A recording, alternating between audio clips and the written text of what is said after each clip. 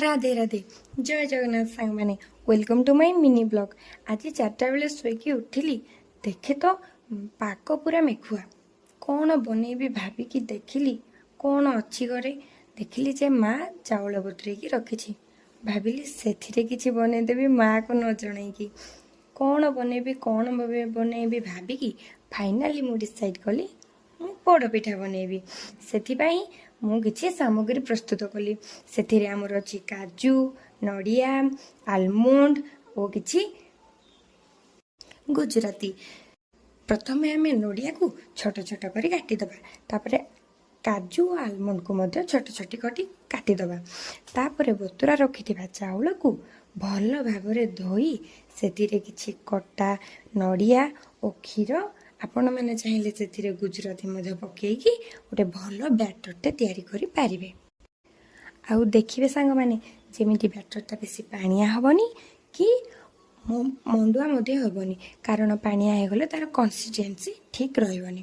तापर गैस को ऑन करके गोटे कड़े रे किछि क्षीर देकी ताकू फुटेबा छाड़ीदेबा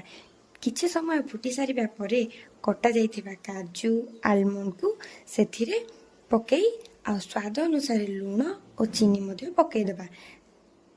से चाहिए आपड़ किसी गुजराती को गुंड करके पकई पारे मुझे से गुंड करके से पकई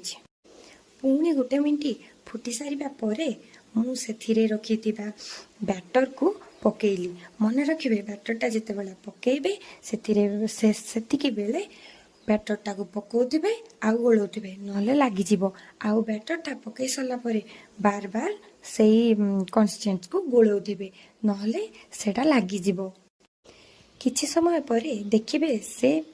एमती मोटा हो मोटा होमर जमी जंतना पिठा से टाइप रपर गैस टी को बंद करदे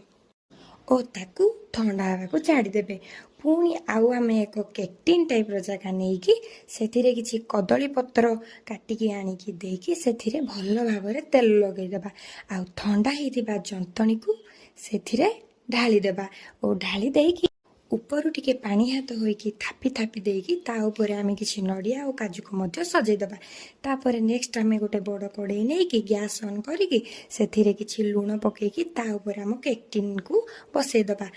दीर्घ 1 घंटा पर आमे देखिबा जे आम पिठा रेडी हो जाइछि ताकू ठंडा हेबा को छाड़ीदेबा